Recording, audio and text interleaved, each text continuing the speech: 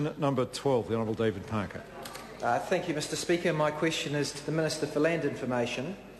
When the Right Hon John Key said on Breakfast TV yesterday, I quote, "We've changed the Overseas Investment Act to include 19 different criteria," had he advised the Prime Minister that 17 of those criteria were inherited from the last government and 2 new criteria have not yet taken effect?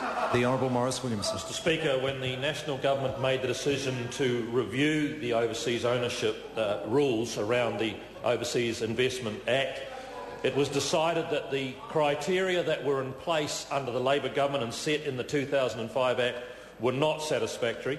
The government made a decision to add 2 new criteria, the economic interest and the mitigating factor. And, sir, not only did the Prime Minister not need to be briefed on it, he played an active part in the decision to introduce those 2. Supplementary. The Honourable David Parker.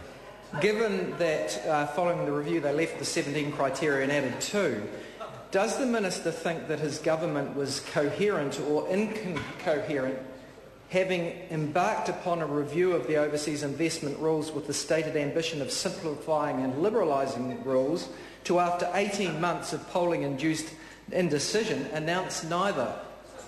Mr Speaker, I think the Order, the Honourable Maurice Williamson. Speaker, I think it's fair to say that when we did the review, we found it would be impossible to liberalise the rules any more than they already were under Labor. So we actually went about the changes and added 2 new criteria, which we think will have an impact. Supplementary. The Honourable David Parker. Was the government coherent or incoherent when at the start of that review the Deputy Prime Minister said he wanted to get rid of the strategic asset test because, and again I quote, "I do not understand it"? And if so, was that same person being incoherent to keep that same test at the end of the 18-month review? The Honourable Maurice Williamson. Mr Speaker, I think that everything the government has done in this field has been very coherent. Supplementary. The Honourable David Parker.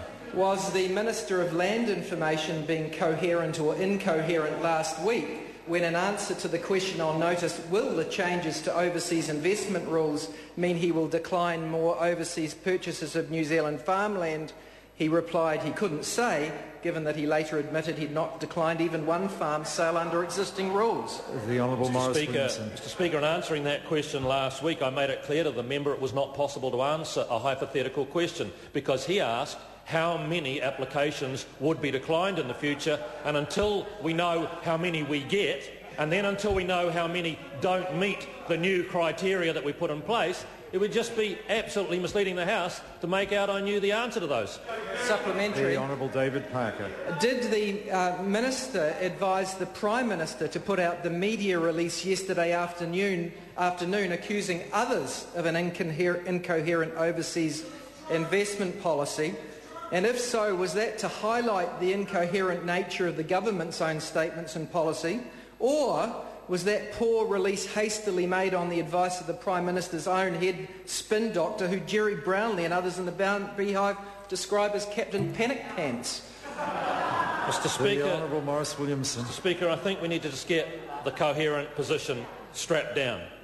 Labor put the rules in place in 2005, and since those rules were put in place, huge tracts of farmland were sold to foreigners.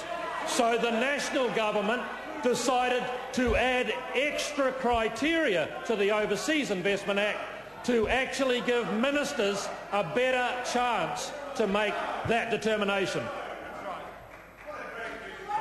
That order. That brings to a close questions for oral answer. And I must say the very last question of the day hardly helped in terms of good order. But today's been today.